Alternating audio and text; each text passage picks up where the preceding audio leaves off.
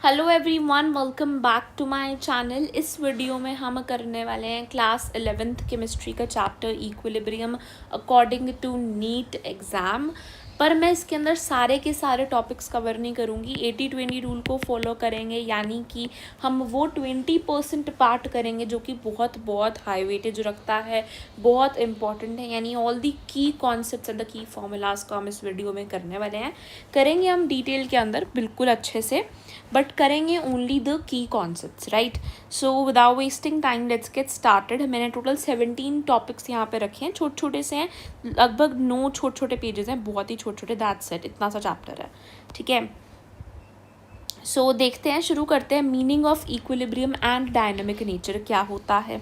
अच्छा, बेसिकली यहाँ पर क्या है, इक्विलिब्रियम क्या होता है, जब कोई नेट चेंज नहीं हो रहा है। क्या नहीं हो रहा है? नेट चेंज नहीं आ रहा है मैक्रोस्कोपिक प्रॉपर्टीज़ के अंदर। मैक्रोस्कोपिक प्रॉपर्टीज़ में कंसंट्रेशन, प्रेशर, इन सबको बोल रही हूँ। यानी कि मेरा जो रिएक्शन है, फॉर एग्जाम्पल ए से आपका बी और सी बन रहा है, B+C है ना, तो जितना मेरा ए है एक पॉइंट पर उतना ही रह रहा है, कांस्टेंट रह रहा है, बट रिएक्शन मेरा चल रहा है, उसे मैं बोल दूंगी कि इक्विलिब्रियम मेरा अटेन हो चुका है। याद रखने वाली बात ये है कि जितना बेसिकली ए है उतना ही रहेगा, बी जितना है उतना ही रहेगा, सी जितना है उतना ही रहेगा। आपस में इक्वल नहीं हो जाते हैं, वो कांस्टेंट हो जाते हैं। इक्वल नहीं होते हैं, कांस्टेंट हो जाते हैं। इक्वल नहीं होते हैं, कांस्टेंट हो जाते हैं, ठीक है ना। सो यहाँ पे अब इक्विलिब्रियम में दो तरीके के हो सकते हैं, स्टैटिक भी, डायनामिक भी हो सकता है। स्टैटिक इक्विलिब्रियम वो जहाँ पर ना आपका रिएक्शन फॉरवर्ड में जा रहा है, ना आपका रिएक्शन बैकवर्ड में जा रहा है, सिर्फ और सिर्फ रुक चुका है। डायनामिक इक्विलिब्रियम वो जहाँ पे आपका रिएक्शन फॉरवर्ड में भी जा रहा है, रिएक्शन आपका बैकवर्ड में भी जा रहा है, पर जो रेट ऑफ रिएक्शन है दोनों का वो इक्वल हो जाता है। यानी कि आपका रिएक्शन ऐसा लगता है कि रुक चुका है, बट असल में जितना आगे जा रहा होता है उतना ही वो पीछे भी आ रहा होता है। तो अब डायनामिक का मतलब क्या है कि फॉरवर्ड एंड बैकवर्ड रिएक्शंस जो हैं वो कंटिन्यू हो रहे हैं इक्विलिब्रियम पे। Rate of forward is equal to rate of backward. ये सिर्फ और सिर्फ क्लोज सिस्टम में अचीव हो सकता है। कंसंट्रेशन जो होते हैं वो कांस्टेंट होते हैं, नेसेसरली इक्वल नहीं होते हैं। यानी इक्वल होना उनका ज़रूरी नहीं है, पर वो कांस्टेंट होते हैं इक्विलिब्रियम पे। फिजिकल इक्विलिब्रियम में किसे कह रही हूँ, जब मेरा केमिकली तो सेम चीज़ें हैं। मान लो एक एग्जांपल देती हूँ, बहुत अच्छा है, सॉलिड और लिक्विड का फिजिकल इक्विलिब्रियम का। यानी यहाँ पर क्या हो रहा है, हमें पता है कि मान लो जो मेरा वाटर का फ्रीजिंग पॉइंट है that is 0 degree Celsius. Water का melting point is also 0 degree Celsius. यानी कि मैं आपको बोलती हूँ, अगर मैंने एक कटोरी ली है, उसके अंदर मैंने एक बर्फ़ रखी है ना, एक बेसिकली आइस क्यूब रखा है, हल्का सा मैंने उसमें पानी रखा है, उसके अंदर मैंने कांस्टेंट टेम्परेचर और प्रेशर मेंटेन करा है जो कि लगभग 0 डिग्री सेल्सियस है। उस टेम्परेचर पे आपका जो पानी है वो बर्फ़ बन भी रहा होगा, और जो बर्फ़ है वो पानी भी बन रही होगी। तो इस तरीके से आपका जो बेसिकली सॉलिड और लिक्विड के बीच में इक्विलिब्रियम है वो अटेन रहता है। एग्जाम्पल क्या है, आइस पानी में बन रहा होता है, पानी आइस में बन रही होती है, एट दी मेल्टिंग पॉइंट बोल लो या फ्रीजिंग पॉइंट बोल लो। यहाँ पे दोनों फेजेस जो हैं कोएग्जिस्ट करते हैं एट दिस टेम्परेचर। ऐसे ही लिक्विड और गैस में भी हो सकता है। जब इवेपोरेशन का रेट कंडेंसेशन के रेट के बराबर हो जाए तो मैं बोल दूंगी इक्विलिब्रियम पे आ गए। इस पॉइंट पे आपका वेपर प्रेशर जो है वो कांस्टेंट हो जाता है। कौन कांस्टेंट हो जाता है? वेपर प्रेशर जो होता है वो इस टाइम पर कांस्टेंट हो जाता है। देन बात करें सॉलिड और गैस में भी हो सकता है, सब्लिमेशन के केस के अंदर, है ना। अब इक्विलिब्रियम की जनरल कैरेक्टरिस्टिक्स देख लो। डायनामिक होता है यानी चल रहा है, रुका नहीं हुआ है, रिवर्सिबल है। ऑब्वियसली जब जो आगे जा रही है, पीछे जा रही है, दोनों तरफ जा रही है तो रिवर्सिबल तो है ही, है ना। रिक्वायर क्या करता है? Closed system. फिर से बात लिखी हुई है, ये क्या रिक्वायर करता है? क्लोज सिस्टम को। सिर्फ और सिर्फ किस पर डिपेंड करता है? टेम्परेचर पे। वेरी वेरी इंपॉर्टेंट, ठीक है। हम जो अभी सब कुछ कर रहे हैं, एवरीथिंग इज इम्पॉर्टेंट, बट ये चीज़ वेरी इंपॉर्टेंट कि डिपेंड्स ऑन टेम्परेचर। इक्विलिब्रियम जो है उस किस पर डिपेंड करता है? Only on temperature. Only on temperature पे डिपेंड करता है। यहाँ पे मैक्रोस्कोपिक प्रॉपर्टीज आपकी कांस्टेंट रह रही है। देन हेनरीज लॉ के बारे में हमने 12th में भी पढ़ा, सॉल्यूशंस चैप्टर में। Partial pressure of gas in liquid is equal to KH which is Henry's constant into X which is mole fraction of that gas in liquid. Key points क्या हैं? गैस की solubility बढ़ती है अगर मैं pressure बढ़ाऊँ, और घटती है अगर मैं टेम्परेचर बढ़ाऊँ, है ना।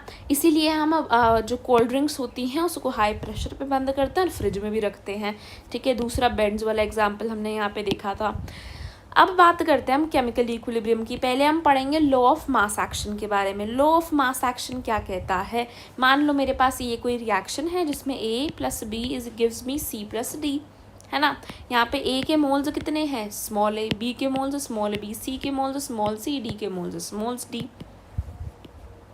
मेरी Kc की वैल्यू क्या आएगी, मैंने क्या बोला, मेरी Kc की यानी मेरा इक्विलिब्रियम कांस्टेंट है उसकी वैल्यू क्या आएगी, ऊपर प्रोडक्ट्स लिख दो, raise to the power their number of moles divided by reactants raise to the power their number of mole. मैं प्रोडक्ट और रिएक्टेंट के नाम नहीं लिखने हैं यहाँ पे, उनकी कॉन्सेंट्रेशन लिखनी है। इस ब्रैकेट का मतलब है उनकी कॉन्सेंट्रेशन मैंने यहाँ पे लिखी है। अब Kp और Kc के बीच का रिलेशन देख लो, वेरी इंपॉर्टेंट अज्ञान। इस पे आपका पहला टाइप का न्यूमेरिकल ज़रूर बन सकता है। Kp क्या है, जब मैंने प्रेशर के टर्म्स में कांस्टेंट को लिखा है, यहाँ पे जब मैंने कंसंट्रेशन के टर्म्स में लिखा है, तो Kp मेरा किसके बराबर है, Kc × RT delta n।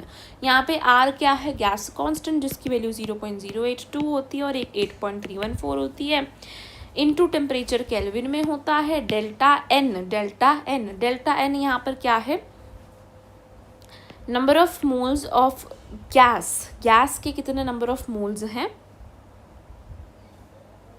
Product के अंदर, यानी जो प्रोडक्ट बन रहा है उसमें मेरे गैसियस मोल्स कितने हैं, माइनस रिएक्टेंट के अंदर कितने गैसियस मोल्स हैं, है ना। देन बात करूँ यहाँ पे इम्पॉर्टेंट रूल क्या आता है, इम्पॉर्टेंट रूल यहाँ पे ये है कि प्योर सॉलिड्स और लिक्विड्स को मैं इंक्लूड नहीं करती हूँ जब मैं K का एक्सप्रेशन लिख रही होती हूँ। K सिर्फ और सिर्फ टेम्परेचर पे डिपेंड करता है। अगर K की वैल्यू 1 से ज़्यादा है, दैट मीन्स आपका प्रोडक्ट ज़्यादा बने हुए हैं। K की वैल्यू अगर 1 से ज़्यादा आ रही है, यानी न्यूमरेटर वाली चीज़ बड़ी है, यानी कि आपके प्रोडक्ट ज़्यादा बने हुए हैं। K आपका अगर कम आ रहा है, दैट मीन्स आपके रिएक्टेंट्स अभी ज़्यादा हैं और प्रोडक्ट्स अभी कम हैं। आई होप ये चीज़ आपको क्लियर है ना।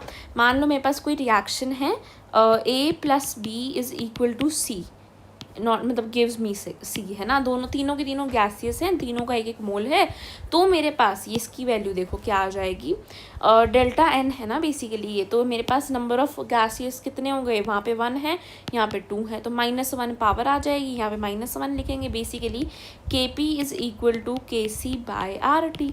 ऐसे ही मान लो A है जो कि डिसोसिएट होकर B + C दे रहा है और तीनों के तीनों गैसियस फॉर्म्स है, तो वहाँ पे ये 2 - 1 हो जाएगा, यहाँ पे पावर 1 आ जाएगी, तो उस केस में Kp will be equal to Kc × RT। ऐसे ही स्क्वायर भी आ सकता है, -2 पावर भी आ सकती है, कुछ भी आ सकता है ना। तो ये चीज़ हो गई, राइट। इसके अलावा आगे बढ़ते हैं टुवर्ड्स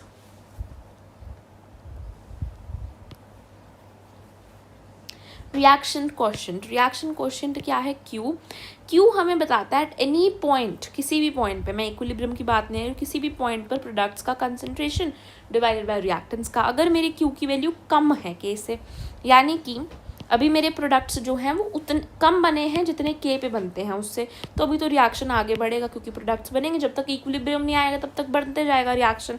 अगर मेरे Q की वैल्यू ज़्यादा है, यानी कि मेरे प्रोडक्ट्स जो हैं वो ज़्यादा हैं जितने K पे होते हैं, तो फिर वो रिएक्शन कितना बैकवर्ड डायरेक्शन में जा रहा होगा, नेट थोड़ा सा फॉरवर्ड भी जा रहा होगा बट नेट बैकवर्ड जा रहा होगा, है ना।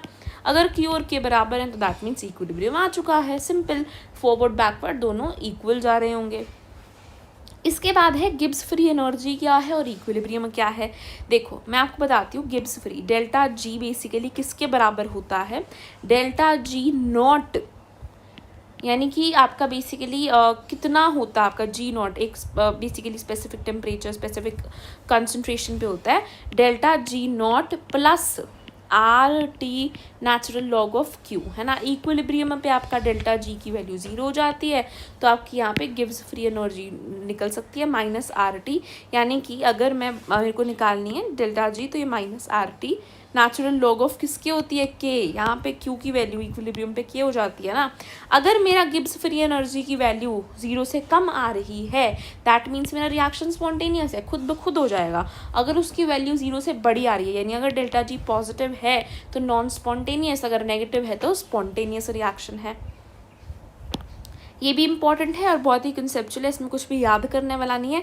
फैक्टर्स क्या हैं जो कि एक इक्विलिब्रियम को अफेक्ट करते हैं, यानी मेरा जो इक्विलिब्रियम है उसको अफेक्ट करने वाले क्या क्या फैक्टर हैं, यही आपका ली चार्टियर प्रिंसिपल है।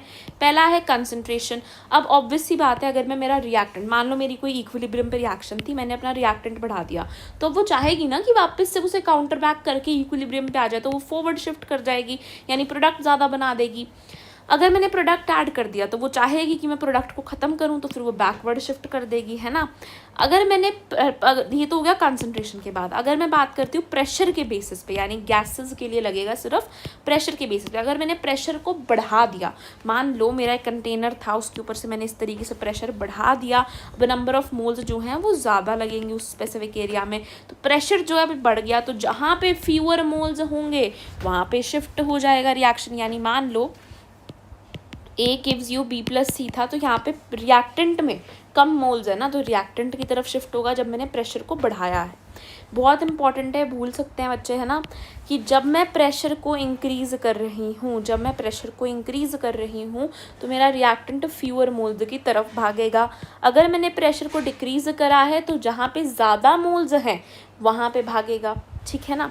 ऐसा क्यों हो रहा है, जब मैंने प्रेशर को बढ़ा दिया है तो वो चीज़ बनाना चाहेगा जिसकी ऑलरेडी कम मोल्स प्रेजेंट हैं, ताकि जो चीज़ ज़्यादा मोल्स में प्रेजेंट है, अब क्योंकि जगह भी कंजस्टेड हो चुकी है, तो वो ज़्यादा वाली अब वो उसको फेवर नहीं कर पा रहा, वो इतनी सारी हो जाएगी, है ना। दैट वाई फ्यूअर मोल्स की तरफ मूव कर रहा है। जब प्रेशर डिक्रीज़ होगा तो उसको लग रहा है कि अब मेरे मोल्स कम हो चुके हैं, तो जहाँ पे ज़्यादा मोल्स प्रेजेंट हैं उसकी तरफ थोड़ा सा शिफ्ट हो जाएगा, हमें देखने को मिलेगा।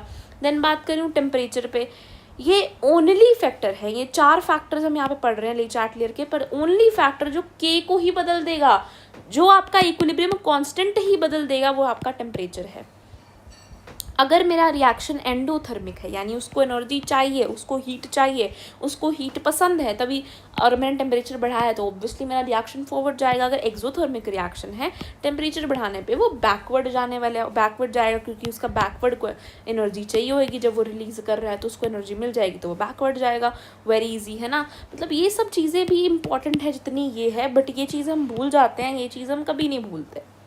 कैटलिस्ट की बात करूँ, नो चेंज इन पोजीशन और के, यानी कि जो कैटलिस्ट होता है वो पोजीशन के अंदर या इक्विलिब्रियम कांस्टेंट में तो ये भी कोई चेंज नहीं ला रहा है ना।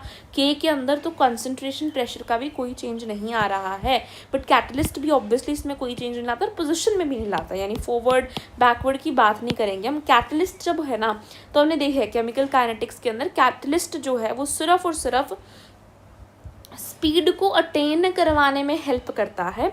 यानी कि जो मेरा बेसिकली, मान लो मेरी प्रोडक्ट की एनर्जी ये है और रिएक्टेंट की कम है, तो उसको एक स्पेसिफिक एक्टिवेशन एनर्जी पे जाना होता है, उस एक्टिवेशन एनर्जी को लोअर करता है। ये क्या करता है, lowers the activation energy and favours the reaction, right. Activation energy को कम करता है, रिएक्शन को फीवर कर देता है, इस तरीके से। देन हमारे पास आता है आयनिक इक्विलिब्रियम, है ना। देन हमारे पास क्या आता है, आयनिक इक्विलिब्रियम आता है। आयनिक इक्विलिब्रियम में क्या है, इलेक्ट्रोलाइट क्या होता है। इलेक्ट्रोलाइट स्ट्रॉन्ग की बात करूँ तो कंप्लीट आयनाइजेशन जो शो कर रहा है, वीक इलेक्ट्रोलाइट उसे बोलूँगी जो कि पार्शियल आयनाइजेशन शो कर रहा है। स्ट्रॉन्ग मैंने किसे बोला, जो कंप्लीटली आयनाइज हो जाए, यानी पूरा 100% टूट जाए। वीक वो जो पार्शियली आयनाइज, यानी पार्शियली डिसोसिएट कर रहा है, उसे वीक इलेक्ट्रोलाइट बोल दिया। डिग्री ऑफ डिसोसिएशन अल्फा होती है, ऑलरेडी हम 12th में भी देख चुके हैं कि अल्फा जो होता है दैट इज इक्वल टू कितना आपका डिसोसिएट हो चुका है और कितना इनिशियल था, है ना। अगर अल्फा की वैल्यू 1 आ रही है, यानी 100% डिसोसिएशन हो चुका है। ओस्टवर्ल्ड डाइल्यूशन लो, ये वीक इलेक्ट्रोलाइट के लिए है। किसके लिए है, वीक इलेक्ट्रोलाइट के लिए है ओस्टवर्ल्ड डाइल्यूशन लो। ये क्या कहता है, K is equal to C alpha square by 1 minus alpha. K यानी कि जो इक्विलिब्रियम कांस्टेंट है that is equal to C, जो कि कंसंट्रेशन है आपकी उस टाइम पर वीक इलेक्ट्रोलाइट की इनटू अल्फा स्क्वायर, यानी कितना डिसोसिएशन हुआ है, डिवाइडेड बाय 1 माइनस अल्फा के बराबर है। जब आपका अल्फा की वैल्यू बहुत छोटी हो 1 से, तो 1 माइनस अल्फा लगभग 1 ही हो गया, तो आपकी के की वैल्यू यहाँ पर इस केस में सी अल्फा स्क्वायर आ जाती है। आपकी के की जो वैल्यू है वो इस केस में सी अल्फा स्क्वायर के बराबर आ जाती है। के की वैल्यू सी अल्फा स्क्वायर है, तो मैं इसको क्या लिख दूँगी, के बाय सी का अंडर रूट लिख सकती हूँ अल्फा को, के बाय सी का अंडर रूट लिख सकती हूँ अल्फा को, अगर मेरे पास अल्फा की वैल्यू 1 से बहुत ज़्यादा छोटी आ रही है। देन बात करें अगर हम एसिड बेस थ्योरीज के बारे में, तो अर्हीनियस, ब्रॉन्स्टेड और ल्यूइस ने दी थी। देखो मैंने इसको भी इतना कंसाइजली यहाँ पर ऐसे लिख दिया कि it will be easier for you, right. So देखो अर्हीनियस ने क्या बोला कि एसिड वो उसे बोलूँगा जिसने H+ डोनेट किया है, बेस उसे बोलूँगा जिसने OH नेगेटिव दिया है पानी में जाके। एसिड वो जो पानी में जाके H+ दे दे, बेस वो जो पानी में जाके OH नेगेटिव दे दे। तो अर्हीनियस की थ्योरी क्या कहती है कि एसिड वो जो पानी में जाके H+ दे, बेस वो जो पानी में जाके OH नेगेटिव दे। ब्रॉन्स्टन लोरी ने क्या बोला कि एसिड वो होता है जो प्रोटोन को डोनेट कर दे, जो प्रोटोन यानी H+ को दे दे वो आपका एसिड है, जो उसको ले ले वो आपका बेस है ना। जो ले ले वो बेस है, जो दे दे वो आपका एसिड है, ठीक है। ये किसने दिया, ब्रॉन्स्टन लोरी ने। तो अर्हीनियस ने और ब्रॉन्स्टन लोरी क्लियर है। अब आ जाओ लुइस ने। लुइस ने बोला जो इलेक्ट्रॉन पेयर को एक्सेप्ट कर ले, जो इलेक्ट्रॉन पेयर को एक्सेप्ट कर ले वो आपका एसिड है, जो डोनेट कर दे वो आपका बेस है। ऐसा क्यों? जो इलेक्ट्रॉन, अब देखो वो प्लस यानी H+ को रिमूव कर रहा था, यानी वो इलेक्ट्रॉन को एक्सेप्ट, यानी वो प्लस चार्ज को रिमूव करना चाह रहा था एसिड, तो इलेक्ट्रॉन को एक्सेप्ट भी तो कर लेगा। सेम ही बात है ना, प्लस को रिमूव करना और इलेक्ट्रॉन को एक्सेप्ट करना, ठीक है। और वो आपका प्लस को एक्सेप्ट कर रहा था तो इलेक्ट्रॉन को डोनेट कर देगा, सेम ही बात है। तो यहाँ पर सेम ही बातें दी है इन तीनों ने देखा जाए तो, बट अपने अपने तरीके में बोला। अर्हीनियस ने बोला एसिड पानी में मिलकर H+ देगा, बेस पानी में जाके OH नेगेटिव। ब्रॉन्स्टेड लोरी ने कहा कि जो H+ दे दे वो एसिड, जो ले ले वो बेस। लुइस ने बोला जो इलेक्ट्रॉन पेयर ले ले, उल्टा कर दिया ना, इसने प्रोटोन की बात की, इसने इलेक्ट्रॉन की बात कर दी और उल्टा कर दिया। जो इलेक्ट्रॉन पेयर एक्सेप्ट कर ले वो एसिड, जो दे दे, जो बेसिकली डोनेट कर दे वो बेस, ठीक है ना। अब आ जाओ एसिड और बेस की आयनाइजेशन के ऊपर। अगर मैं बात कर रही हूँ, देखो अच्छा यहाँ पे मैं आपको कॉन्जुगेट बेस का कॉन्सेप्ट बता देती हूँ। यहाँ पर देखो मेरे पास मान लो कोई एसिड है जिसका नाम है HA। क्या है? एक एसिड है जिसका नाम है HA, ठीक है ना। एक एसिड है जिसका नाम है HA। अब इस क्या हुआ ना, मेरे पास इसने टूटकर H+ दे दिया, यानी H+ को डोनेट कर दिया। तो मेरे को पता चल गया क्योंकि इसने H+ डोनेट किया है तो ये पक्का पक्का एसिड था। अब जो ये डोनेट करके भी तो कुछ बन जाएगा ना, क्या बन जाएगा? A नेगेटिव बन जाएगा। ये A नेगेटिव जो है इसको मैं कॉन्जुगेट बेस बोलती हूँ, यानी ये बेस ही है ना। आप खुद सोचो, ये आपको पता है ना कि ये वापस भी जाएगा रिएक्शन, जब वापस जा रहा तो हो क्या रहा है, ये चीज़ एक्सेप्ट कर रही है और ये बन रही है, तो ये चीज़ को मैं बेस बोलूँगी क्योंकि ये H+ को एक्सेप्ट कर रहा है। बट मैंने इसको क्या बोल दिया? कॉन्जुगेट बेस, क्योंकि ये इसकी वजह से बना है। अब अगर दूसरी बात जो आपको याद रखनी है, अगर ये मेरा स्ट्रॉन्ग एसिड था तो ये मेरा वीक बेस होगा। ये बात आपको पता होनी चाहिए। अगर ये स्ट्रॉन्ग एसिड था तो ये रिएक्शन फॉरवर्ड में जाएगी ज़्यादा, बैकवर्ड में नहीं आने देगा। तो अगर ये बैकवर्ड में नहीं आना पा रहा था, यानी कि बहुत कम एक्सेप्ट कर रहा है H+ को, यानी कि वीक हो जाएगा। अगर ये वीक एसिड है तो ये स्ट्रॉन्ग बेस बनेगा। अगर कोई एसिड वीक है तो उसका कॉन्जुगेट बेस जो बन रहा है वो स्ट्रॉन्ग होगा, यानी कि जो conjugate base pair, acid base pair होते हैं वो ऑपोजिट होते हैं इन द नेचर, है ना। और अगर अब देखो मुझे Ka लिखना है, यानी मुझे एसिड का इक्विलिब्रियम कांस्टेंट लिखना है, तो मैं कैसे लिखूंगी? देखो प्रोडक्ट बाय रिएक्टेंट, प्रोडक्ट को मैं लिख दूंगी H+ प्लस A नेगेटिव, यानी H+ और A नेगेटिव की कॉन्सेंट्रेशन बाय आपका HA की, है ना। Kb को मैं ऐसे लिख दूंगी OH नेगेटिव प्लस आपका, देखो कोई B है, कोई B चीज़ है मेरे पास जो कि पानी के अंदर मिलकर H2O में जाकर मुझे क्या दे रही है? वो BH+ बना रही है, यानी B जो H+ को एक्सेप्ट कर रहा है और OH नेगेटिव साथ में आ रहा है ना। ये चीज़ हो जाएगी। उल्टा देखें तो वो आपका यहाँ पे BH+ क्या है? कॉन्जुगेट एसिड है, ठीक है। अगर आपका बेस वहाँ पे स्ट्रॉन्ग होगा तो एसिड वीक हो जाएगा, कॉन्जुगेट वाला। सो आई होप ये चीज़ आपको समझ में आ रही है के और के बी की, है ना।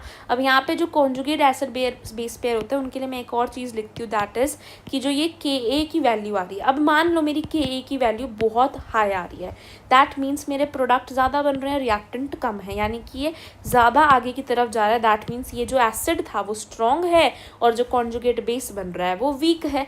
अगर ये वैल्यू मेरी ज़्यादा आ रही है, इसका भी मतलब क्या हुआ कि जो मेरा बेस है वो स्ट्रॉन्ग है, जो कॉन्जुगेट एसिड है वो वीक बन रहा है।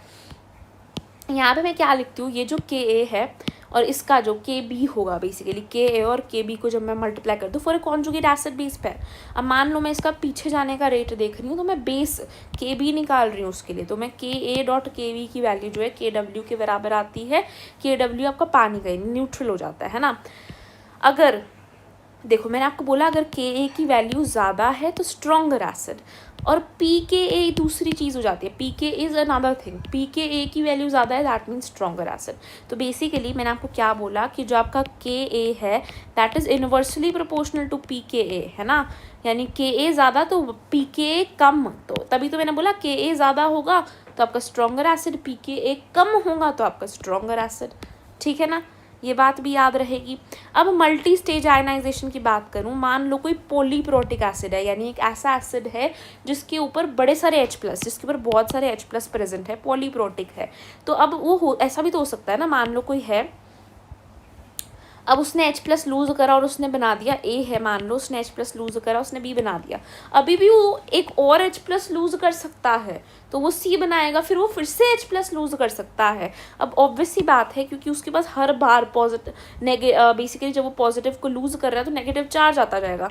मान लो कोई चीज़ A है, इसने H+ को लूज़ कर दिया है, इसने H+ को लूज़ कर दिया है, तो अब मुझे ये B बना के दे रहा है, अब ये फिर से H+ के बड़े सारे H+ थे A के पास तो ये मुझे C बना के दे रहा है, देन ये फिर से H+ को लूज़ कर रहा है तो ये मुझे D बना के दे रहा है। अब मान लो यहाँ पर आपका K1 आ रहा है, यानी Ka1 आ रहा है, यहाँ पे Ka2 आ रहा है, यहाँ पे Ka3 आ रहा है। अब ऑब्वियसली जो मेरा Ka1 होगा वो ज़्यादा होगा क्योंकि जब ये B बन रहा है तो ये B कितना नेगेटिव है, ये C आपका कितना ज़्यादा नेगेटिव होगा, ये D आपका कितना ज़्यादा नेगेटिव हो जाएगा, इनके लिए H+ लूज़ करना मुश्किल हो जाएगा, और B नेगेटिव है, ऑलरेडी नेगेटिव है और पॉजिटिव चार्ज को रिमूव करना इसके लिए मुश्किल हो जाएगा, यानी कि इस केस के अंदर मेरा Ka2 जो होगा वो that will be lesser than the Ka1, Ka1 से मेरा छोटा आएगा, यही बात यहाँ पर लिख रखी है। देन मैं बात करूँ आयनाइजेशन ऑफ वाटर की, यानी कि पानी की आयनाइजेशन कांस्टेंट, यानी पानी के लिए इक्विलिब्रियम कांस्टेंट है, तो मैं उसको कैसे लिखूंगी, H+ की कितनी कॉन्सेंट्रेशन है इनटू OH नेगेटिव की कितनी कॉन्सेंट्रेशन है, this will be equal to 10 की पावर, ये मैं क्या लिख रही हूँ KW की वैल्यू लिख रही हूँ ना, तो किसकी पावर, इसकी वैल्यू आ जाती है 10 की पावर -14 एट 25 डिग्री सेल्सियस, है ना, 10 की पावर -14 आ जाती है एट योर 25 डिग्री सेल्सियस, है ना। किसका प्रोडक्ट है, H+ की कॉन्सेंट्रेशन और OH नेगेटिव की कॉन्सेंट्रेशन का। अब pH और POH का कॉन्सेप्ट क्या है, pH क्या होता है -log H+, POH क्या है -log OH, ठीक है, ये चीज़ भी याद रखनी है। pH + POH जो होगा दैट विल बी इक्वल 14 हो जाएगा,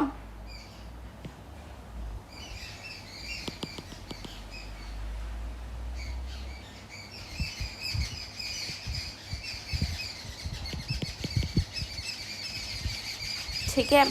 इसके बाद हम बात करते हैं कॉमन आयन इफेक्ट की, है ना। सो आपके पास pH तो क्लियर हो गया, -log H+, POH हो जाएगा -log OH negative, pH + POH की वैल्यू जो आ जाती है दैट इज़ इक्वल टू 14, क्या आ जाएगी आपकी pH + POH, आपकी अगर मैं बात करूँ P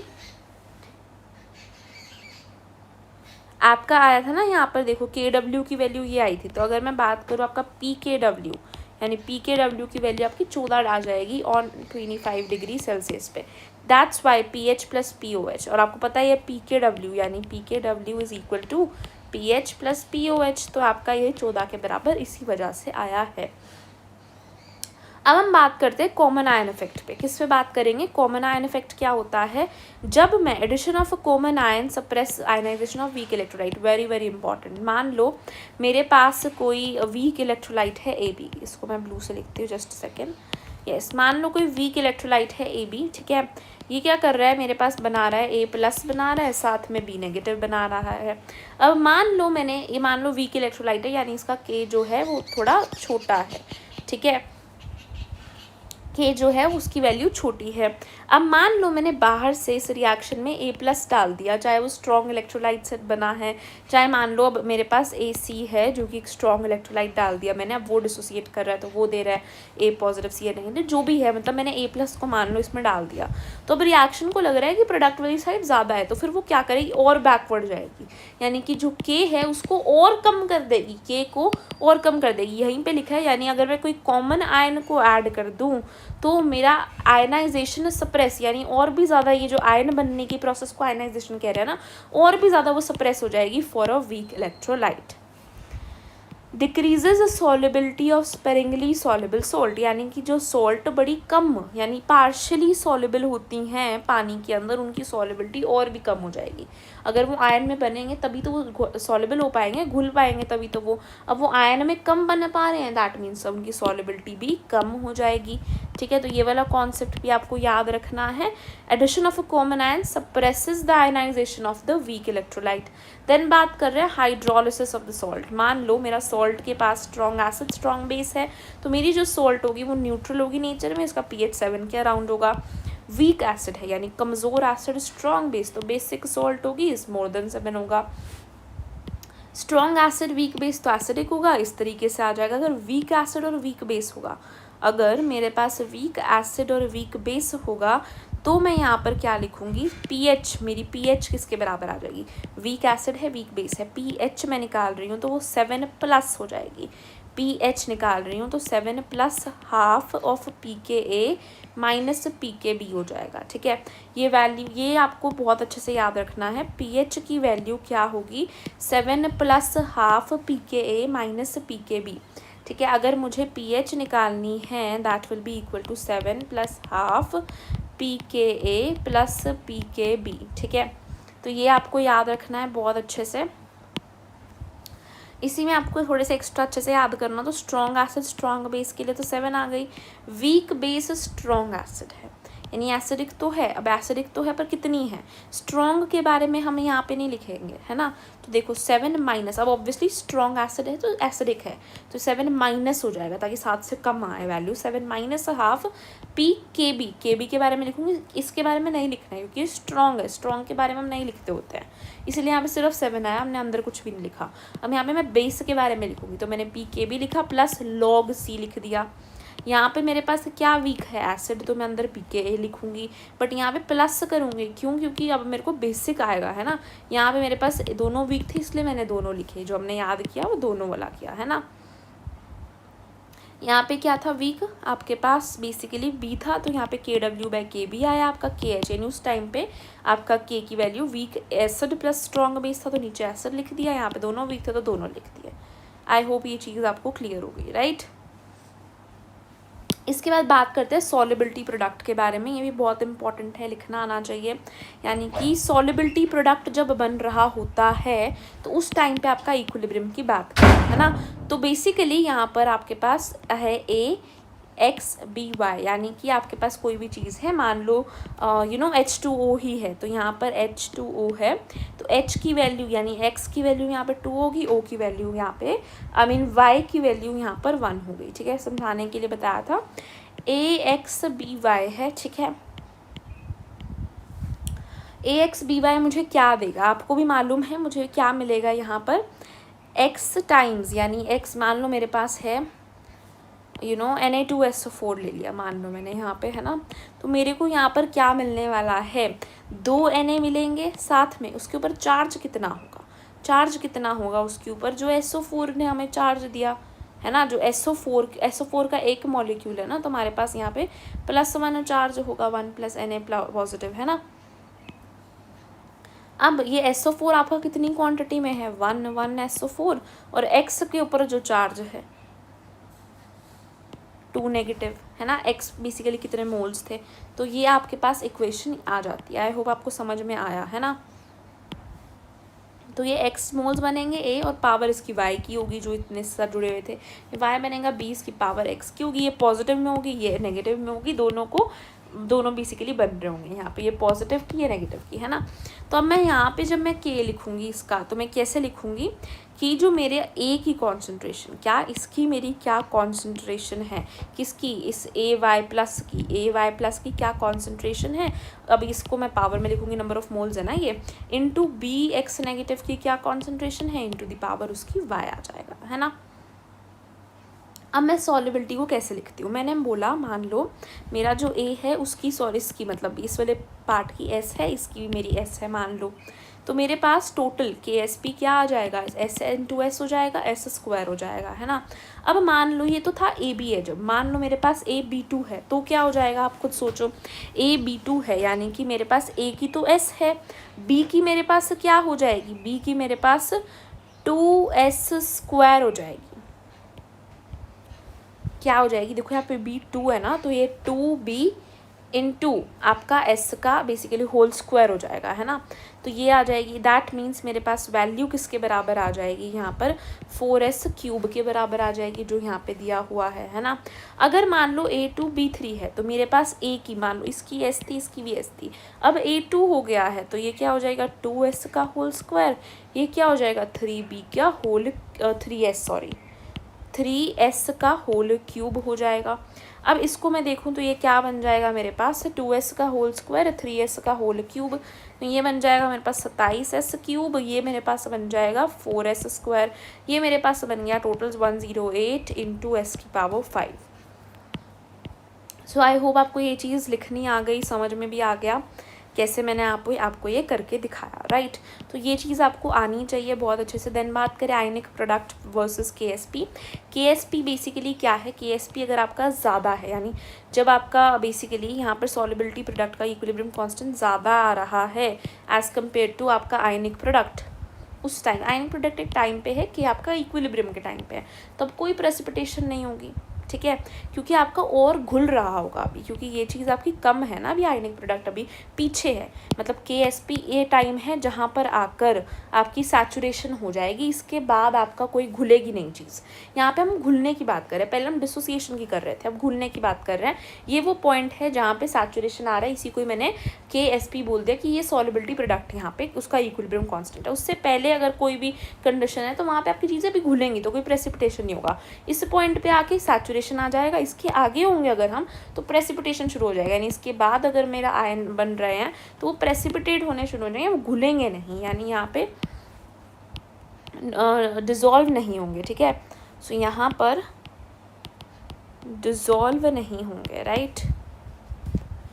देन लास्ट है हमारे पास बफर सोल्यूशन। बफर सोल्यूशन में क्या है, रेजिस्ट चेंजेस इन पीएच, यानी कि जो मेरी पीएच है उसको चेंज नहीं होने देती, मेरी पीएच को चेंज होने में रेजिस्ट करते हैं ऐसे सॉल्यूशंस जो कि रेजिस्ट करते हैं चेंज इन पीएच, ऐसे सॉल्यूशंस जो कि रेजिस्ट करते हैं चेंज इन पीएच। एसिडिक भी हो सकता है बफर, बेसिक भी हो सकता है। एसिडिक यानी कि उसमें एसिड है बेसिकली और उसका सॉल्ट है, तो उसका मैं पीएच लिखूंगी, है ना, ऑब्वियसली उसकी मैं पीएच निकालना चाहूँगी, that will be equal to मेरी pKa क्या है plus log of salt by acid की कॉन्सेंट्रेशन, ऊपर सॉल्ट नीचे एसिड, ऐसे ही बेसिक के लिए पीओएच निकालना चाहूँगी तो pKb plus log of salt by base लिख दूंगी, है ना। सो ये चीज़ हो गई। इसके बाद मस्ट रिमेंबर पॉइंट्स क्या हैं जो आपको क्वेश्चंस के लिए याद रखने, एक तरीके से समरी है। इग्नोर करना है सॉलिड्स और लिक्विड को in equilibrium expression, pure solid liquid को टेम्परेचर ही चेंज करता है, के को कोई और फैक्टर नहीं करता। प्रेशर जो है वो अफेक्ट करता है सिर्फ और सिर्फ गैसियस इक्विलिब्रियम को, और डेल्टा एन का हमें यूज़ केयरफुली करना है। प्रोडक्ट माइनस बेसिकली आपका जब हम केपी और केसी वाला रिएक्शन देख रहे थे तो केपी जो है आपका किसके बराबर है, Kc into R T into delta n के बराबर। एन क्या है, number of moles of product minus reactants, gaseous moles, है ना। अगर कोई वीक इलेक्ट्रोलाइट है तो आपको उसमें अल्फ़ा जो होगा वो बहुत ही कम होगा 1 से, अल्फ़ा जो होगा वो बहुत ही कम होगा 1 से फॉर अ वीक इलेक्ट्रोलाइट। अगर कोई इलेक्ट्रोलाइट बहुत वीक है तो उसका अल्फ़ा जो होगा that will be less than 1, यानी कि जो डिसोसिएशन कांस्टेंट है वो 1 से कम होगा, यानी कि वो परफेक्टली डिज़ोल्व नहीं होगा, क्योंकि तभी तो वो वीक इलेक्ट्रोलाइट है ना। कंपेयर करना हमें क्यू को के से बिफोर प्रिडिक्टिंग द डायरेक्शन, यानी अगर मेरा क्यू के से ज़्यादा है तो बैकवर्ड, कम है तो फॉरवर्ड, है ना, इक्वल है तो फिर इक्विलिब्रियम। बफर्स में आपको कौन सी इक्वेशन का यूज़ करना है, हेंडरसन इक्वेशंस का यूज़ करना है, इन्हीं को ही मैं हेंडरसन इक्वेशंस कह रही हूँ, है ना। के एस पी जब मैं लिख रही हूँ तो मुझे स्टोशियोमेट्रिक एक्सप्रेशंस को बहुत अच्छे से लिखना है। ए टू बी है मान लो, तो क्या हो जाएगा 2s², है ना। कॉमन आयन इफेक्ट जो हमें याद रखना है, ये वो सॉल्युबिलिटी ऑफ वीक इलेक्ट्रोलाइट और आयनाइजेशन को कम करता है। अब एक बार हम फटाफट से देख लेते हैं। नो टेम्परेचर, यानी टेम्परेचर के ऊपर डिपेंड करता है इक्विलिब्रियम। के पी आपके पास किसके बराबर है, K C into R T, delta n के बराबर है, ठीक है। इसके बाद इंक्रीज करेंगे जब प्रेशर, तो फ्यूअर मोल्स की तरफ जाएगा, प्रेशर को मैं कम कर दूंगी तो फिर ज़्यादा मोल्स की तरफ जाएगा, है ना। देन के आपका C⁴/1 - अल्फ़ा के बराबर होता है। देन बात करें यहाँ पे तो इस तरीके से लिखा जाएगा, ये दोनों इसके बराबर हो जाते हैं। KW की आपकी 10⁻⁻14 होता है, pH + POH 14 के बराबर है, pH -log H+ के बराबर होता है, pH is equal to -log of concentration of H+ के बराबर होता है। यहाँ पे आपकी pH 7 + 1/2 इंटू pK -pKv लिखी जाएगी। pH लिखना है तो मैं क्या लिखूंगी, pKa प्लस मेरा log of salt by acid लिख दूंगी। सॉल्ट की कॉन्सेंट्रेशन बाय एसिड की कॉन्सेंट्रेशन आ जाएगी। That's it, thank you for watching.